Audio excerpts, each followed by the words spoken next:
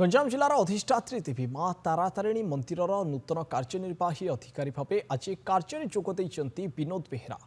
विनोद बेहेरा वर्तमान पुरुषोत्तमपुर तहसिलदार थिबा बेले मंदिर कार्यनिर्वाही अधिकारी भाव अतिरिक्त दायित्व प्रदान करा जायछि।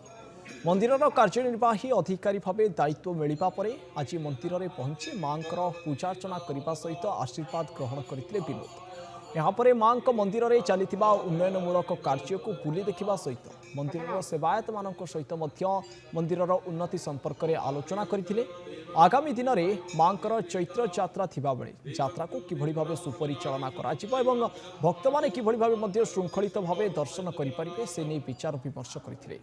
आसंता 7 दिन मध्य सेवायतों सह बैठक कर किभली मंदिर उन्नयनमूलक कार्य पुणी थे जोरसोर में चालू रहिबो से नहीं काम करी बोली कहते कार्यनिर्वाही अधिकारी विनोद बेहेरा।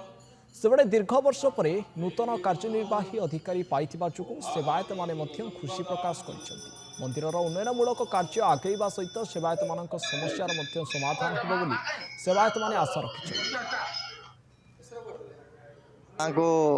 माने सब समस्त धन्यवाद देवी जेहेतु गतकाल राति मान्यवर एंडोमेंट कमिशनर निर्देश प्रकार आज मत जेहेतु दायित्व नापी ऑर्डर अच्छी बाद आपंकर जिलापाल आमर जहाँ जमी आम IMT जिलापाल सब समस्त निर्देश पाई आसी मो माँ आज मैंने आशीर्वाद नेली आशीर्वाद नवा परिप्रेक्षी समस्त सेवायत आमर सबू जनसाधारण समस्त मो आशीर्वाद चाहूँगी। देवोत्तर विभाग द्वारा जो नूतन भाव कार्यनिर्वाही अधिकारी को दायित्व दिखाई पुरस्तम तहसीलदार महोदय को निश्चित भाव स्वागत करुँ कि भाव माँ नीतिकांति आरंभ कर जाति दर्शन श्रृंखला और विभिन्न प्रकार जो मंदिर में परिचालना कि भाव त्रुटि न हो से आम अवगत करूँ।